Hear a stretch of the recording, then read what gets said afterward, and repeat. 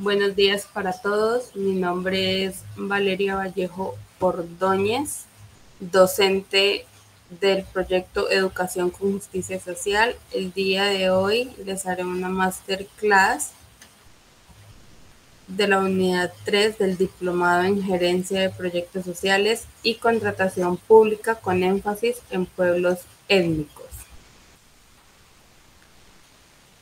Tendremos 3 momentos. En el momento 1, que es el momento introductorio, tenemos el saludo y bienvenida. El momento 2, que es un momento teórico y conceptual, se manejarán las herramientas de la PM4R. Y el último momento, que es el cierre. El objetivo de esta sesión es capacitar a los y las participantes acerca de las herramientas que brinda la PM4R con el objetivo de dar a conocer las diferentes matrices y herramientas que esta brinda en la gestión de proyectos. Tenemos que la PM4R, o como sus siglas dicen en inglés, el Project Management for Results, o Gestión para Resultados, es una iniciativa del Banco Interamericano de Desarrollo a través del Instituto Interamericano para el Desarrollo Económico y Social. Esta se crea con el fin de fortalecer las capacidades de gestión de proyectos en la región de América Latina y el Caribe. Su objetivo principal es lograr el éxito de los proyectos de desarrollo en relación con los tiempos con los elementos de tiempo, costos y calidad. Esta metodología del PM4R maneja 7 herramientas que explican la guía del PMBOK Sexta edición. La primera herramienta es la EDT, que es la estructura desglosada de trabajo. La segunda herramienta es el cronograma de actividades o el cronograma del proyecto. La tercera herramienta es la curva S. La cuarta herramienta es la matriz de adquisiciones. La quinta herramienta es la matriz de riesgos. La sexta herramienta es la matriz de comunicaciones. Y la séptima herramienta es la matriz de asignación de responsabilidades o gestión de recursos.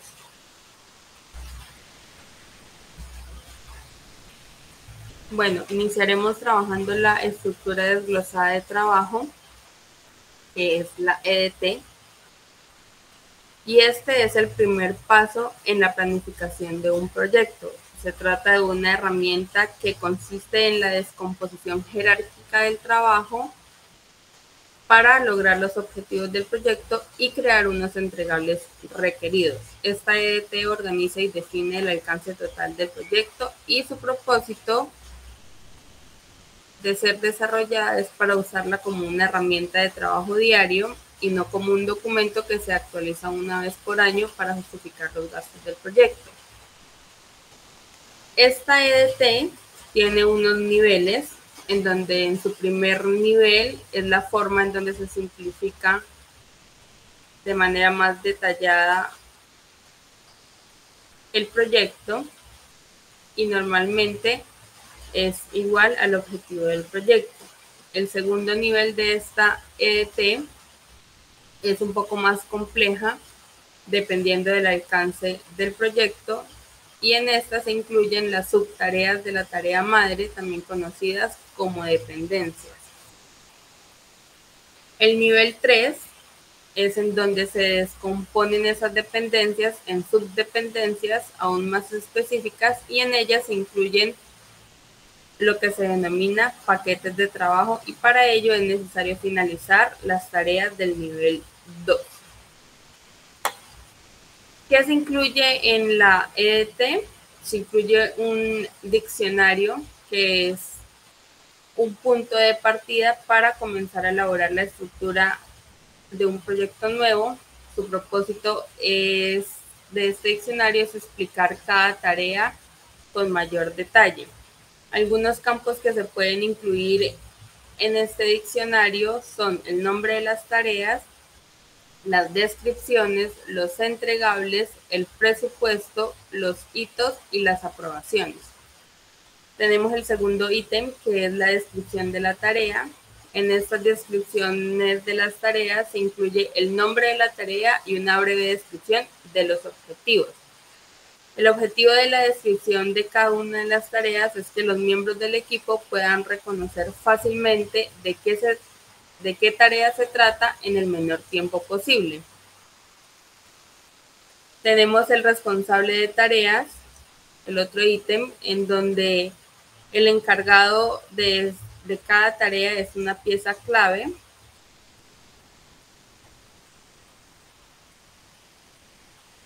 Y hay que incluirlo para atender en esencia a dos motivos fundamentales que tienen que ver con la responsabilidad y las comunicaciones.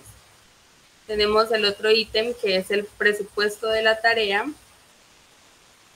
en donde aquí es conveniente asignar topes específicos de presupuesto para estas tareas con el fin o con el objetivo de que sea más sencillo de dar seguimiento a cómo se encuentra el presupuesto asignado. Hay que tener en cuenta que si no se realiza un seguimiento de este presupuesto, se podría gastar más de lo previsto y esto podría afectar el margen de rentabilidad del proyecto.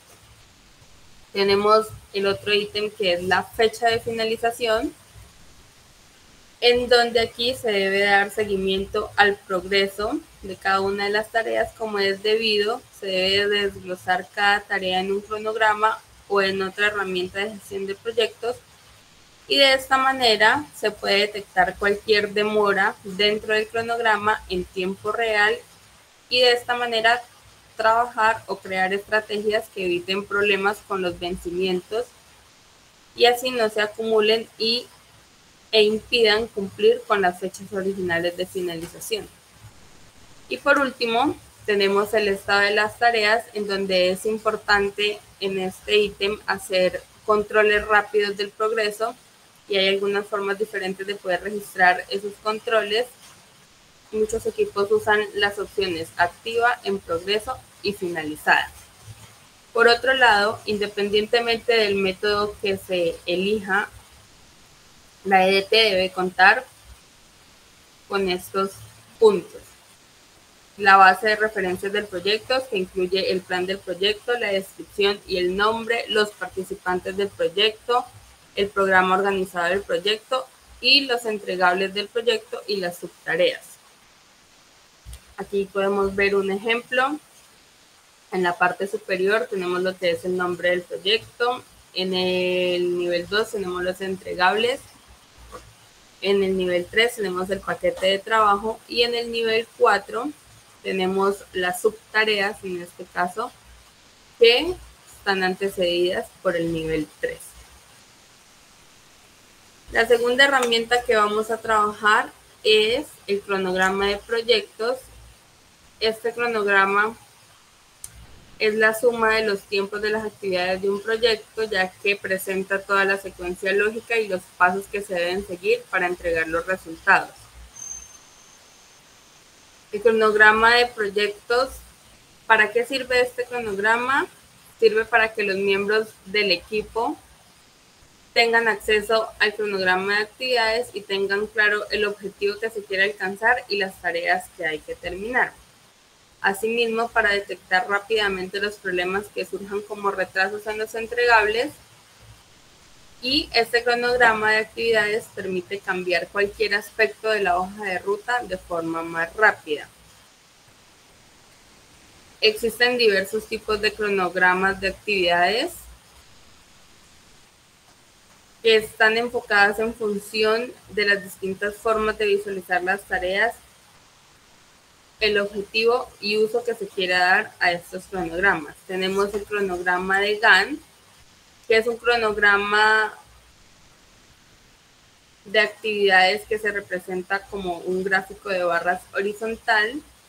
Cada barra del diagrama de Gantt es una etapa del proceso o tarea y la longitud de la barra representa la duración de la misma. Tenemos el diagrama de PERT, que es un tipo de cronograma de actividades útil, que ayuda a visualizar de forma rápida los proyectos complejos con tareas interdependientes. Es decir, que las tareas que dependen de que otra anterior finalice para poder llevarse a cabo.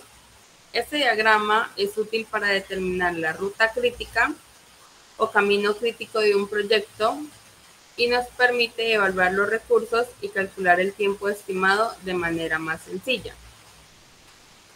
El otro tipo de diagrama que tenemos es el diagrama de PER, y este es el diagrama que podría decirse que más se usa. Y este es una forma gráfica de ver las tareas, las dependencias y la ruta crítica del proyecto. Los cuadros, o como también se llaman en algunas ocasiones nodos, representan tareas y las dependencias se muestran como líneas que conectan esos cuadros. Este diagrama de red tiene dos tipos de diagramas que tiene que ver con el método del diagrama de flechas y el método de diagrama de precedencia. El método de diagrama de flechas, o como lo mencionarían en sus siglas, ADM, utiliza flechas para representar las actividades asociadas con el proyecto. La cola de la flecha representa el inicio de la actividad y la cabeza representa el final. La longitud de la flecha generalmente indica la duración de la actividad. Cada flecha que conecta con dos cuadros que son conocidos nodos. Estos nodos se utilizan para representar el inicio o el final de una actividad en una secuencia. El nodo inicial de una actividad en algunas ocasiones se denomina nodo I, y el nodo final de una secuencia se denomina nodo J. En cuanto al método del diagrama de precedencia, este ayuda a crear diagramas de red. Cada cuadro nodo representa una actividad. Aquí vemos un ejemplo del diagrama de red. Tenemos el inicio, el final, las actividades, y miren cómo van entrelazadas entre sí. La tercera herramienta que se va a manejar tiene que ver con la curva S de los proyectos. Esta curva S es un gráfico matemático que representa datos acumulativos relevantes para el proyecto, como el costo o las horas de trabajo en relación con el tiempo. La razón por la que se le denomina curva S es porque la forma del gráfico generalmente forma una S amplia y poco pronunciada. Esta curva S en gestión de proyectos se usa normalmente para realizar seguimientos del progreso de un proyecto y garantizar que un proyecto esté dentro del cronograma, y el presupuesto es fundamental para su éxito. Aquí vemos un ejemplo de cómo se representa el gráfico de la curva S. Tenemos en la parte vertical tenemos el costo acumulado, en la parte superior superior horizontal tenemos el tiempo. Entonces iniciamos con un costo real, va subiendo, tenemos el valor ganado, el valor, y a medida que va subiendo tenemos el valor planificado. Esta curva S cuando inicia de una manera lenta, y a medida de los avances y el progreso se va simplificando la curva. Tenemos que la curva S de gestión de proyectos es una representación visual poderosa que puede usarse para medir el progreso. Para ello, evalúa 6 usos que se le puede dar.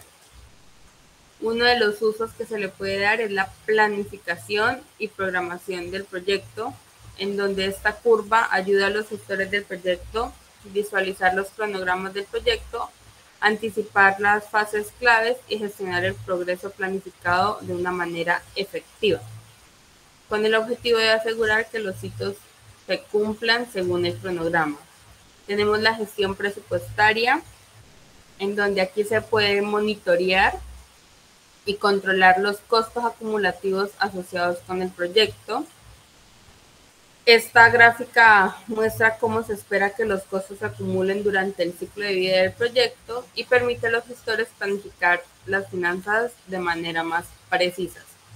Tenemos la asignación de recursos, en donde aquí se optimiza la utilización de recursos y se prevé cuando el proyecto requiera la mayoría de los recursos, incluidas las horas de trabajo, y guía a los gestores a asignar el personal y materiales de manera eficiente y prepararse para las fases de alta demanda. Tenemos el otro uso que hace referencia al monitoreo del rendimiento. Aquí se rastrea el rendimiento del equipo, se compara el progreso real con la curva S que se está proyectando y los gestores pueden ver si las tareas se completan a tiempo y, dado el caso de que no, realizar unos ajustes a los recursos y los cronogramas. El otro uso es la gestión de riesgos. Aquí se mejora la gestión de los riesgos, se hace la detección temprana de posibles retrasos o excesos de presupuestos y le permite a los gestores del proyecto mitigar o crear estrategias ante estos riesgos antes de que estos se agraven e influyan en el fracaso del proyecto. Tenemos el otro uso que se le da, que es la comunicación de los interesados, y esta curva nos ayuda a asegurar una comunicación transparente con los interesados. Tenemos que hay diferentes tipos de curva S. Tenemos la curva S estándar, en donde se ilustra cómo se consumen los recursos a lo largo del tiempo, y esta curva es esencial para visualizar la salud general de cualquier proyecto a futuro. Tenemos la curva S de costos, en donde esta rastrea el gasto financiero en relación con el presupuesto planificado durante la duración del proyecto. Tenemos la curva S de horas de trabajo, en donde esta curva se centra en las horas de trabajo dedicadas al proyecto a lo largo de su ciclo de vida y rastrea específicamente la asignación de recursos del personal.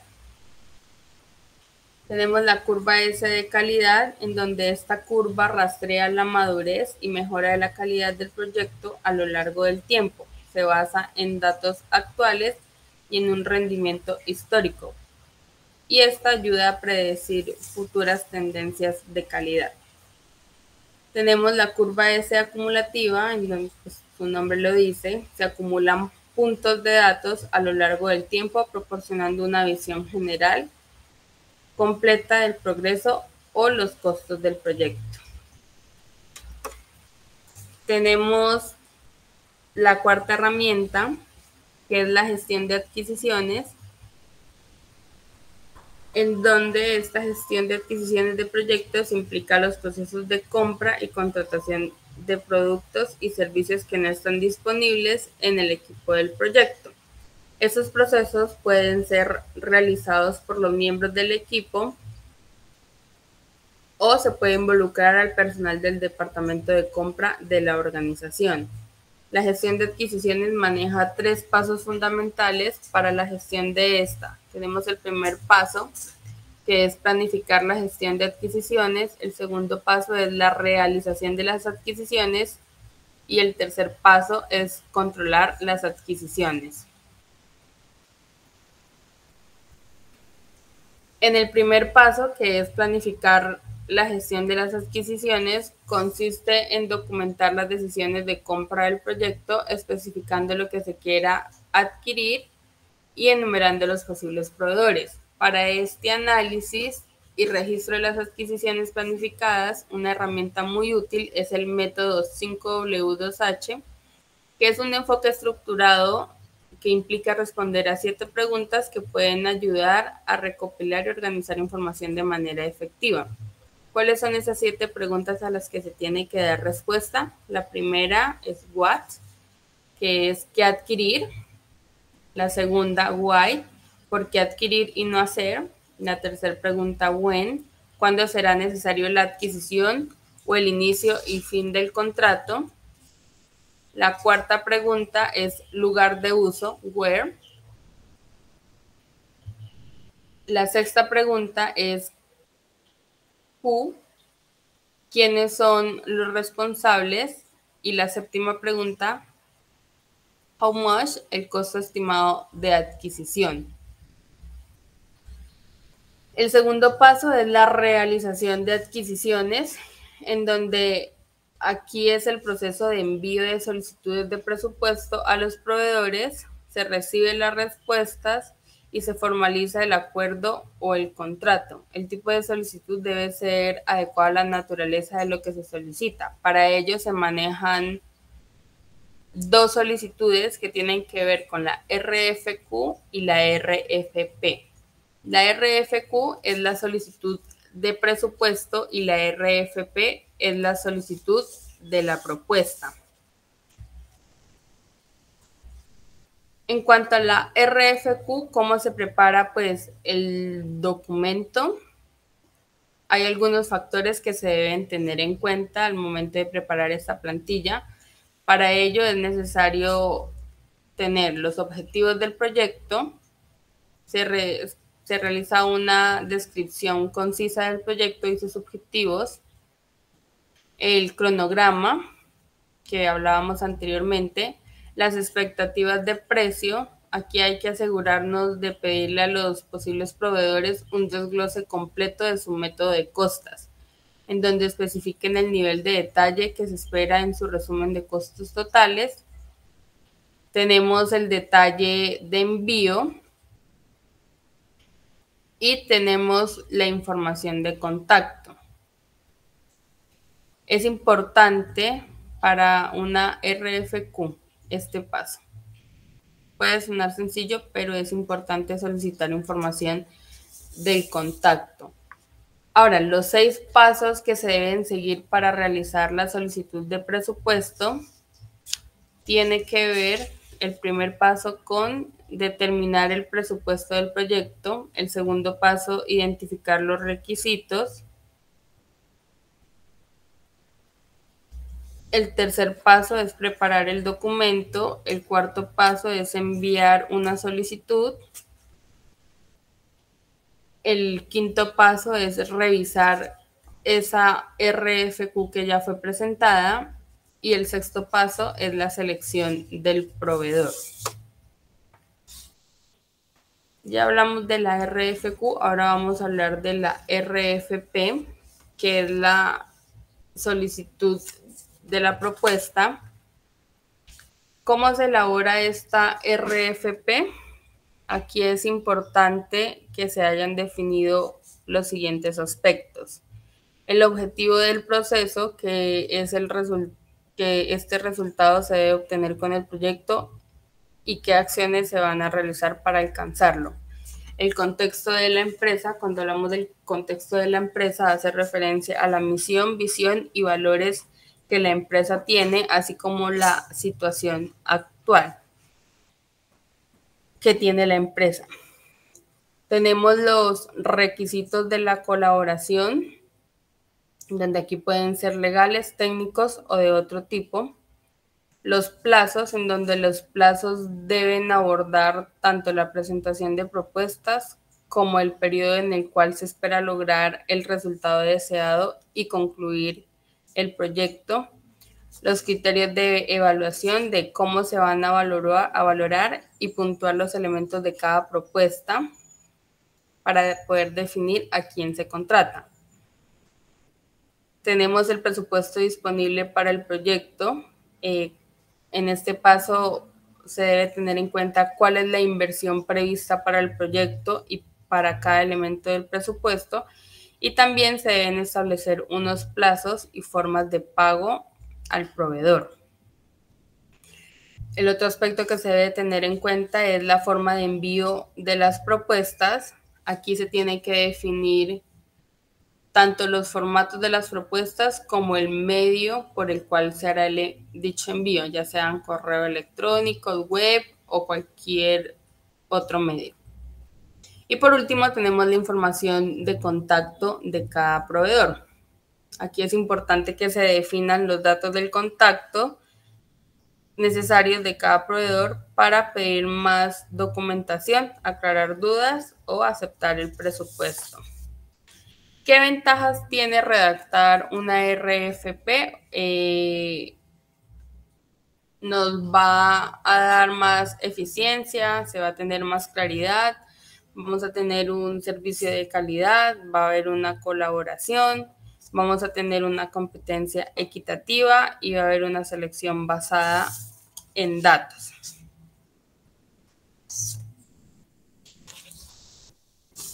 Y el último paso que tenemos es el control de las adquisiciones. Aquí la atención se centra en el control de las adquisiciones y el monitoreo del desempeño de los contratos. Para ello, se actualizan estos contratos cuando sea necesario y se realiza un cierre. El objetivo de este proceso es poder garantizar que las partes involucradas cumplan con los términos establecidos en el contrato y que los resultados se produzcan según lo especificado y que se cumplan las obligaciones. Entonces, como se pueden dar cuenta, son 3 pasos importantes y necesarios para que se pueda tener una buena gestión de adquisiciones. Ahora vamos con aquí tenemos un ejemplo de la matriz de adquisiciones del proyecto. Tenemos el control de versiones, la versión, por quién fue realizada, quién la revisó, quién la aprobó, la fecha en que se elaboró, se revisó y se aprobó y el motivo. Tenemos que en la matriz de adquisiciones del proyecto vamos a colocar el nombre del proyecto, vamos a tener el producto o servicio que se va a adquirir, vamos a tener un código de elementos, dado el caso de que se tenga, el tipo de contrato que se va a elaborar, el procedimiento de esa contratación, la forma de contratación de los proveedores, el requerimiento de estimaciones independientes, el área, rol o persona responsable de la compra, el manejo de múltiples proveedores, los proveedores calificados y ahí vamos a tener el cronograma de adquisiciones requeridas.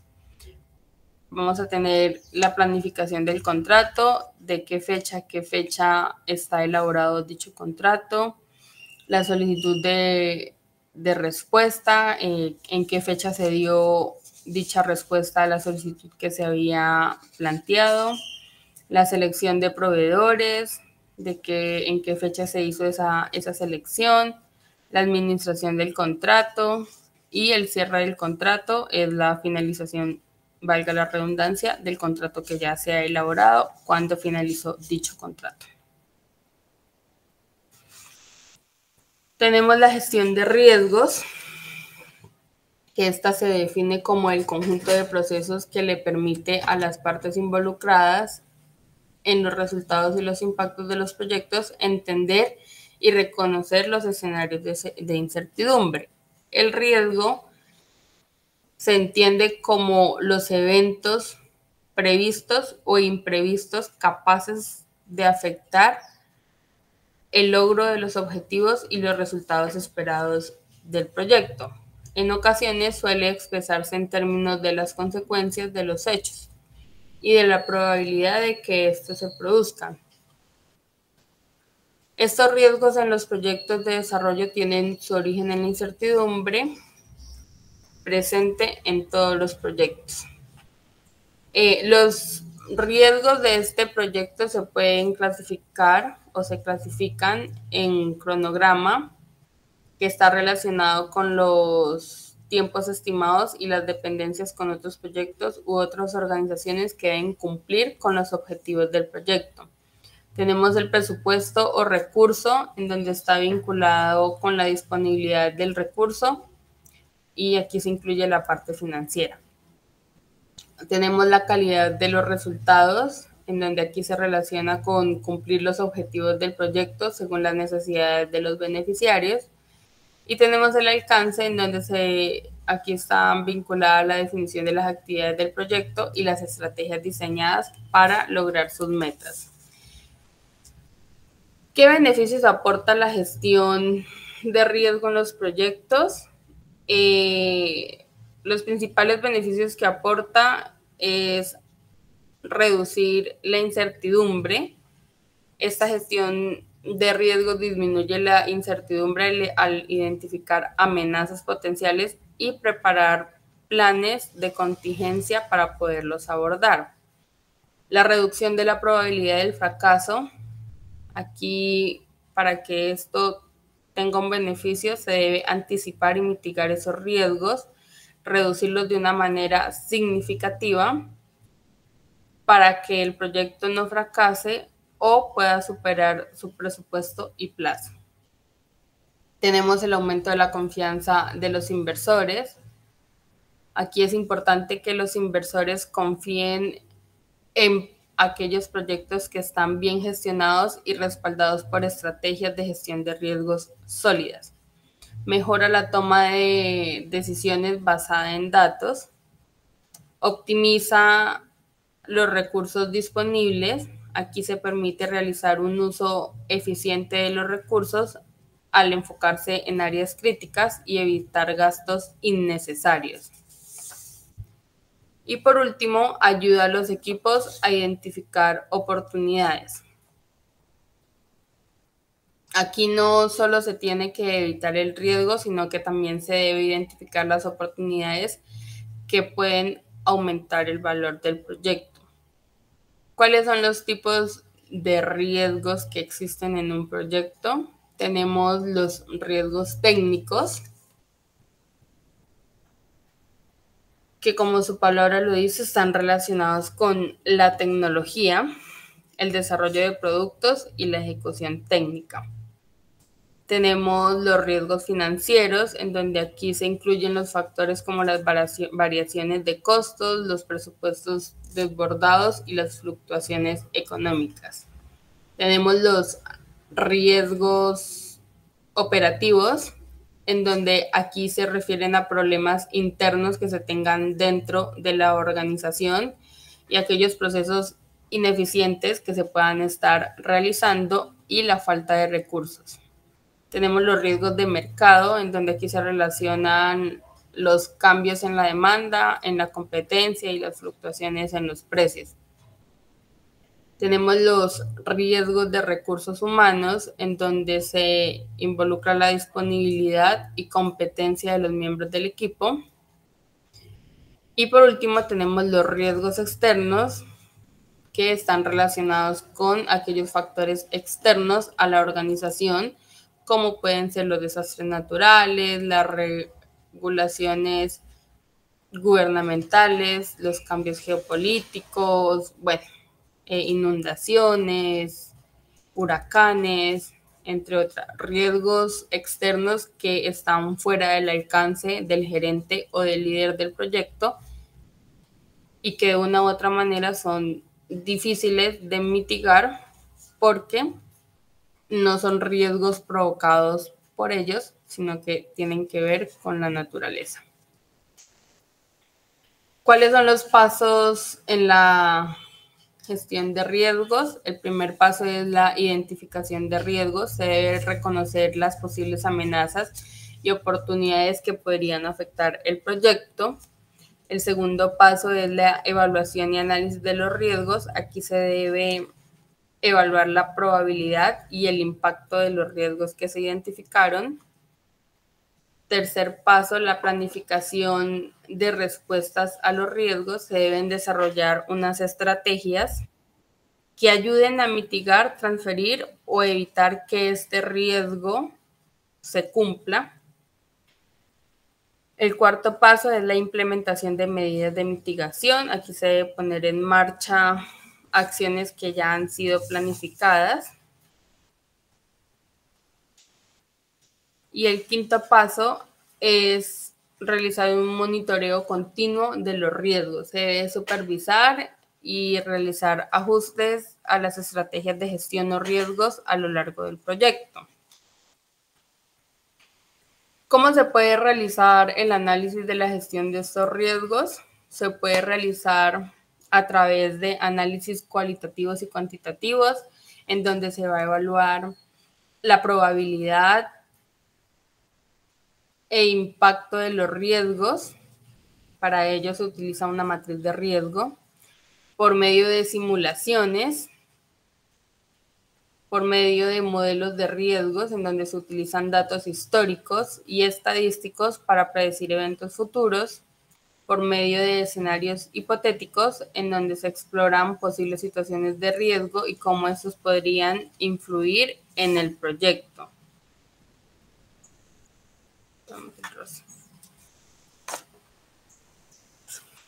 Tenemos que en cuanto a la identificación y clasificación de los riesgos, el gerente del proyecto o un facilitador pueden guiar el proceso de identificación de los riesgos del proyecto. Este proceso se puede facilitar mediante el uso de una estructura de desglose de riesgos, la EDR, en donde se identifican las diferentes categorías en las que estos pueden surgir o pueden estar clasificados. Entonces tenemos en esta imagen, como ven, en la parte superior los riesgos, que pueden ser técnicos, pueden ser riesgos de alcance, riesgos de gestión, riesgos en el cronograma, riesgos de calidad y riesgos de presupuesto. Esto es como la escala de medida de los riesgos. Tenemos que puede ser probabilidad baja, media o alta. En la probabilidad baja tenemos que puede ser trivial, tolerable y moderado. En la probabilidad media, tolerable, moderado y alto. Y en la probabilidad alta, moderado, alto y muy alto. Cuando hablamos de un riesgo trivial, en cuanto a la acción, no se requiere una acción específica, entonces no hay un plazo de implementación. Cuando hablamos de un riesgo tolerable, aquí no se necesita una acción preventiva, sin embargo, se debe considerar soluciones rentables o mejoras que no supongan una carga económica importante. Aquí se puede dar un plazo de implementación de 2 años. En un riesgo moderado, tenemos que se deben hacer esfuerzos para reducir dicho riesgo, determinando inversiones precisas. Tenemos que el plazo de implantación es de 1 año. Cuando tenemos un riesgo alto, no debe comenzarse el trabajo hasta que se haya reducido el riesgo. Para ello, el plazo de implantación es 6 meses, pero únicamente mientras se toman medidas de control. Cuando hablamos de un riesgo muy alto, obviamente no debe comenzarse ni continuar el trabajo hasta que se reduzca el riesgo. Por eso la acción o el plazo de implementación debe ser de manera inmediata. Dado el caso que no sea posible la mitigación de ese riesgo, debe prohibirse el trabajo para que el proyecto no vaya a tener un fracaso. Tenemos la sexta herramienta, que es la gestión de comunicaciones. El principal objetivo de esta comunicación del proyecto, obviamente, es asegurarse de generar información de calidad y en la cantidad adecuada y que ésta llegue en el momento preciso a los diferentes interesados o los stakeholders. El gerente del proyecto es el principal responsable de elaborar e implementar esta matriz de comunicaciones. Esta matriz debe responder a las necesidades de los interesados del proyecto y establecer que la información y con qué frecuencia se hará llegar. Esta matriz contiene una descripción de toda la información que se debe comunicar a los distintos interesados, los stakeholders, así como quienes serán los responsables de recolectarla, editarla y distribuirla.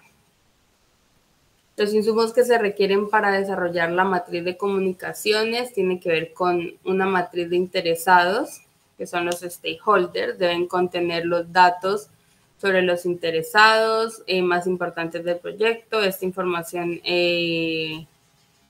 se realiza en una base y se determinan los principales receptores de las comunicaciones del proyecto. También se debe tener el cronograma, en donde aquí se va a comprender la información para determinar los tiempos para entregar los reportes y las comunicaciones del proyecto.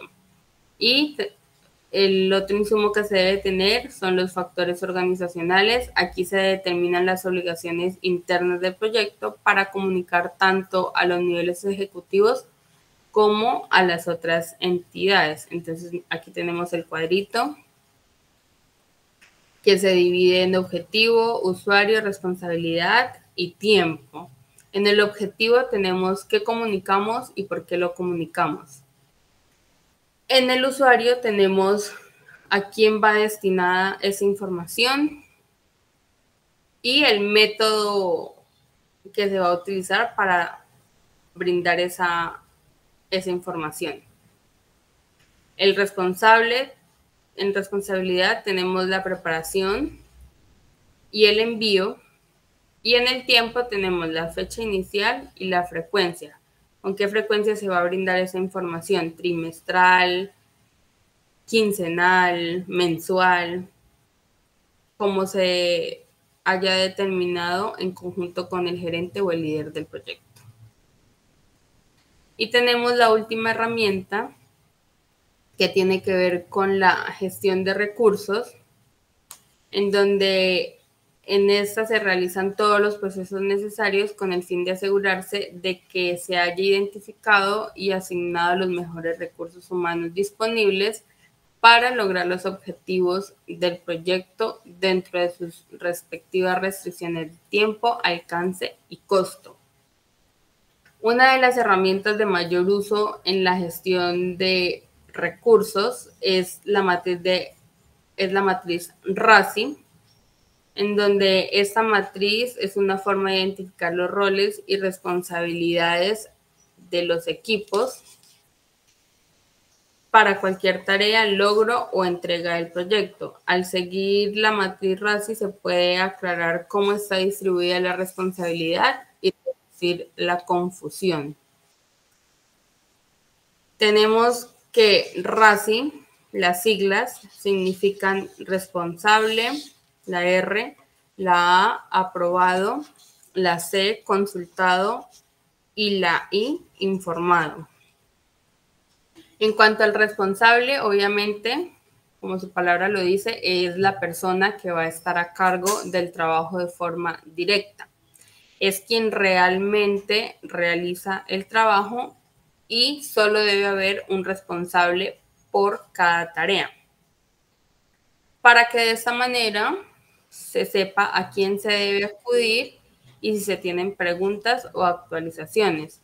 Si una tarea tiene más de un responsable, esto puede hacer perder claridad y causar confusión. En cuanto al aprobador o al aprobado, ese es el que está a cargo de supervisar la finalización general de la tarea. No necesariamente tiene que ser la persona que está realizando el trabajo. Hay dos formas de asignar el rol de aprobador.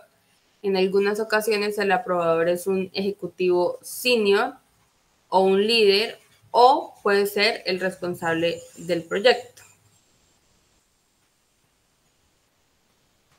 De todas maneras, en cualquier caso, este rol es el de una persona que está a cargo de aprobar el trabajo antes de que se considere finalizada la tarea. Tenemos en consultado o consultores, que aquí es la persona o las personas que deben revisar y dar el visto bueno al trabajo antes de entregarlo. Puede haber varios consultados por cada tarea o logro del proyecto o entrega. Tiene que ser una persona con mucha experiencia y mucho conocimiento para poder emitir opiniones sobre el trabajo realizado por el responsable del proyecto. Para poder identificar esta persona que realizará el rol en la matriz RACI, se deben hacer algunas preguntas como: ¿quién es realmente experto en la materia? O a quién o a quiénes afectaría esta tarea. Y por último tenemos el informado, que es la persona o grupo de personas a las que se les informa en relación con el progreso y finalización del trabajo.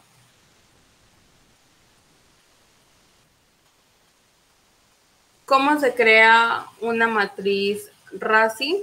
Para ello se debe identificar los roles del proyecto. En este paso, para poder crear la matriz RACI de responsabilidades de un proyecto, se necesita primero identificar todas las personas que formarán parte del proyecto.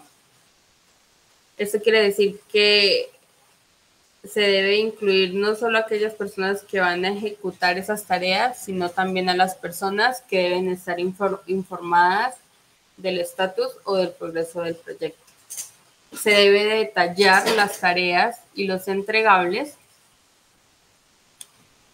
Y en este paso se debe identificar todas las tareas y entregables que se deben realizar para que el proyecto concluya con éxito. La idea de tener esta matriz es que sea o se realice de una manera simple y fácil y no se exceda el nivel de detalle del listado de las tareas. Y esas tareas van a aparecer en la primera columna de la izquierda del gráfico. Tenemos la asignación de roles, en donde aquí se deben asignar roles a cada tarea. Recuerden que cada tarea debe tener un responsable. No necesariamente tiene que ser el mismo para todas las tareas. Se deben incluir personas que deban ser consultadas en determinadas tareas y las partes interesadas deberán ser informadas una vez estas finalicen. Tenemos que se debe compartir la matriz de responsabilidades. Esto se realiza con el objetivo de evitar cualquier tipo de conflicto posterior. Para ello es importante que se comparta esta matriz de responsabilidades con todo el equipo y de esta manera no se van a obtener feedback y se van a evitar posteriores ambigüedades sobre responsabilidades y tareas. Tenemos que se debe compartir la matriz con los grupos de interés. Aquí es clave que se obtenga la aprobación de los stakeholders relevantes para el proyecto, de manera que también los líderes o altos ejecutivos deban estar informados y tener claro quiénes van a ser los encargados de las tareas y quiénes serán consultados antes de finalizar el proyecto. ¿Qué componentes debe tener esta matriz? Debe tener principalmente estos siguientes componentes. ¿Qué comunicamos? ¿Qué es el mensaje principal, los datos o los temas específicos requeridos en la comunicación? ¿Por qué? Aquí se va a determinar el por qué el proyecto debe enviar la información y en algunos casos será en cumplimiento de las obligaciones del proyecto, en otros se realizará para apoyar las estrategias de manejo de relaciones con los diferentes stakeholders. ¿Quién va a ser el remitente o destinatario? Aquí se debe indicar el nombre de la persona o los grupos que recibirán la comunicación, el método de comunicación, se debe describir el método que se va a usar para enviar la información, ya sea por correo electrónico, presentaciones u otros medios que los interesados hayan definido como estándares, incluyendo los formatos de entrega. Tenemos otro componente que es la responsabilidad, en donde se va a indicar el nombre de la persona o miembro del equipo que será responsable de preparar la información, de enviar la información, de solicitar, recibir y analizar la retroalimentación que se haya brindado de esa información que se envió para poder brindar un mejor proceso de comunicación. Y por último, tenemos el componente de tiempo, en donde se va a señalar los requerimientos que definen la frecuencia de la comunicación. Para ello se incluye la fecha de inicio del envío y la frecuencia del envío. Los insumos que se requieren para la creación de la matriz de asignación de responsabilidades son los siguientes. Necesitamos la estructura desglosada del trabajo, en donde va a estar la información sobre el alcance del trabajo, el cronograma del proyecto, en donde se va a tener la estimación de tiempo para cada actividad, los riesgos del proyecto, donde se va a tener la identificación de las respuestas de los riesgos, y los factores organizacionales, en donde vamos a tener los grupos o unidades que van a participar del proyecto y que van a realizarle un apoyo.